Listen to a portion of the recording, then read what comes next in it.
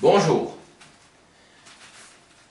La chronique Le camarade TikTok Schultz est dédiée à mon ami et voisin Alain Bonnet.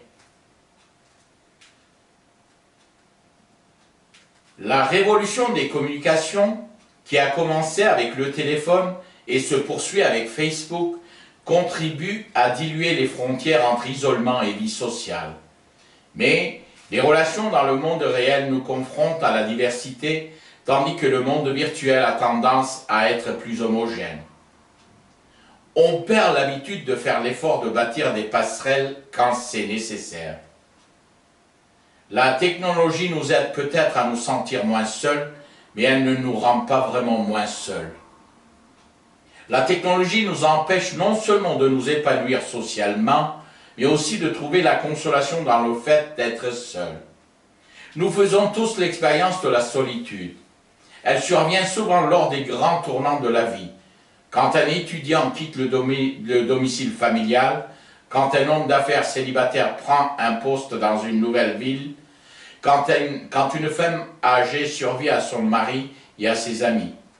C'est une donnée de base de l'existence. Pris au dépourvu, le solitaire peut se retrouver complètement abandonné à lui-même. Aussi, il existe des personnes isolées qui ne se sentent pas seules. À l'inverse, d'autres individus se sentent seuls alors même qu'ils entretiennent de nombreux contacts sociaux. Mais quand le sentiment de solitude devient une condition chronique, l'impact peut être autrement sérieux. Voici le camarade TikTok Schultz, un natif de Képilistan, qui travailla pour l'industrie pornographique et qui traversa une sorte de crise lorsqu'il se retrouva encore célibataire à plus de 60 ans. Il se jeta dans les réseaux sociaux. Le camarade était mort. Il avait peut-être été beau, mais la mort l'avait rendu hideux, déformé par les gaz qui faisaient gonfler son enveloppe de chair. Vêtu d'une jupe et d'un chandail, il était pieds nus et sa jupe s'était retroussée. Il avait la tête tordue selon un angle curieux. Ses cheveux poivre et sel, longs et épars sur le tapis, ses yeux bleus grands ouverts dans un visage boursouflé. Le capitaine James Avanag eut le réflexe de rabaisser la jupe du camarade Schultz sur ses genoux. Il avait l'intuition que c'était ce qu'il aurait voulu. La mort l'avait saisi dans une posture indécente qu'un travesti n'aurait pas adoptée de lui-même. Il y avait des choses que cet homme ne ferait plus jamais. Tant de choses que de son vivant, il avait été considéré comme très importantes. Mais la seule chose à laquelle pensait le policier, James Avanag, tout de suite était un détail négligeable, que la mort venait de magnifier. Le travesti TikTok Schultz ne ferait plus jamais ce geste de féminin et d'une certaine manière sublime de rabaisser sa jupe sur ses genoux.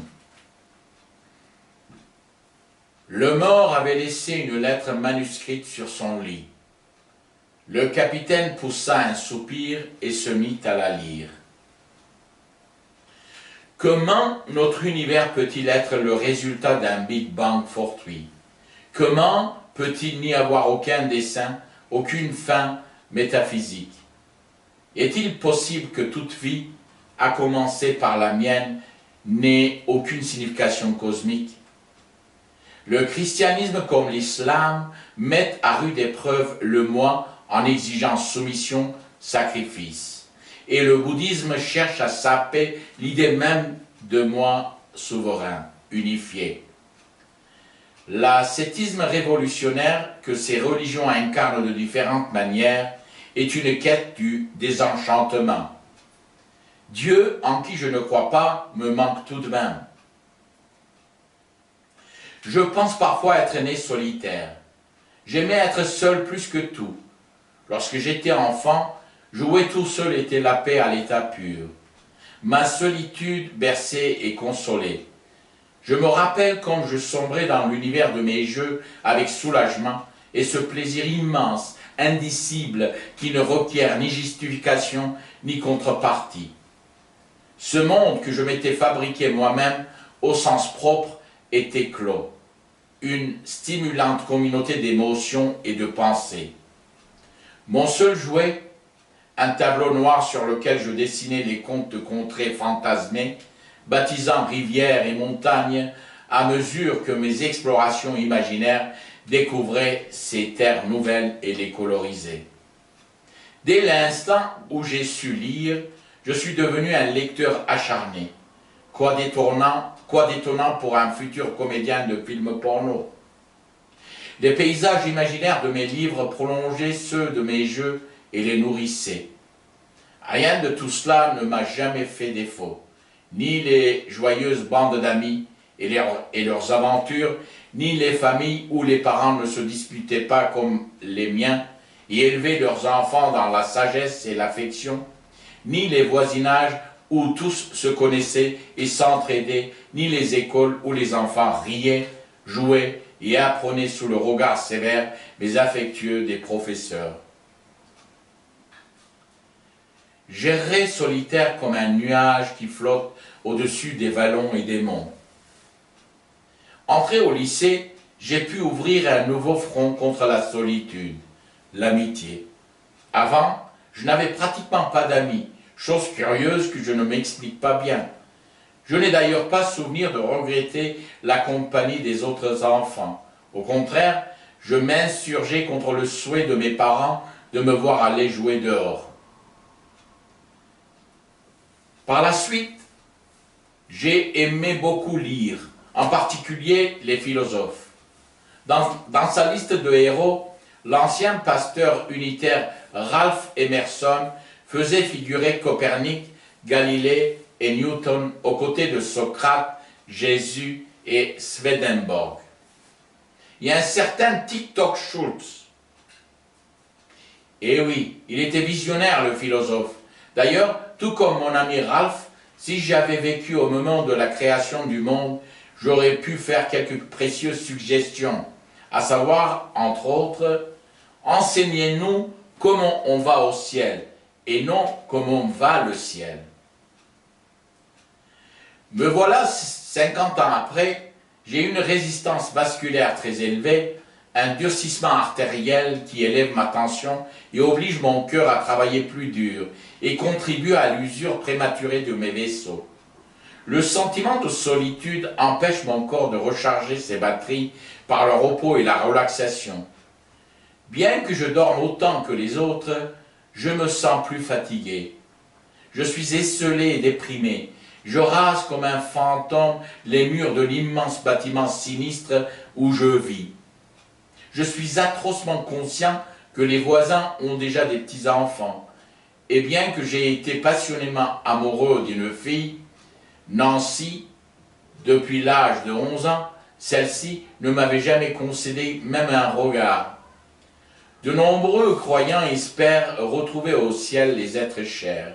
Et pourtant, ces retrouvailles ne peuvent être une simple reprise de la vie ensemble sur terre. Des retrouvailles qui réuniraient deux êtres, comme par exemple Carmen et moi, devenus étrangers l'un à l'autre. Quoi qu'il en soit, plus de solitude, c'est un problème réglé. Ma solitude a formé autour de moi une carapace protectrice, mais qui m'enfermait et m'empêchait de voir les autres. Je me suis accroché à mon appartement comme je m'étais accroché à ma mère dans ma petite enfance, cherchant désespérément à l'habiter, cherchant désespérément à ce qu'il m'habite, tout à fait comme avec ma mère. Et l'appartement, exactement comme ma mère, était aussi insaisissable qu'elle. Alors que je pouvais aider les enfants de mon quartier à faire leurs devoirs ou de leur préparer de bons repas, faire campagne pour protéger les médecins des attaques meurtrières des militants anti-avortement, faire campagne contre les colonies israéliennes de Cisjordanie, prendre de plaisir au vol d'un oiseau, au lieu de me mettre à courir sur la place publique en plein jour, une lanterne allumée à la main, en criant sans cesse « Je cherche Dieu! Je cherche Dieu !» Quoi qu'il en soit, plus de solitude. C'est un problème réglé. Hier, je percevais davantage la solitude comme une sorte de défi et l'absence de compagnie comme un privilège et un plaisir. Quand je rentrais chez moi, je trouvais la paix, dans un lieu en parfaite harmonie avec mes souhaits et mes humeurs, où je contrôlais le petit monde que je m'étais créé tout comme dans les jeux de mon enfance, la magie en moi. Où est allé Dieu? A-t-il donc été perdu? S'est-il égaré comme un enfant? S'est-il caché? A-t-il peur de nous? Non, puisqu'il n'existait plus. Nous l'avons tué, vous et moi. N'entendons-nous rien encore du bruit des fossoyeurs qui enterrent Dieu? La grandeur de cet acte n'est-elle pas trop grande pour nous? Ne sommes-nous pas forcés de devenir nous-mêmes des dieux, pour du moins apparaître dignes des dieux?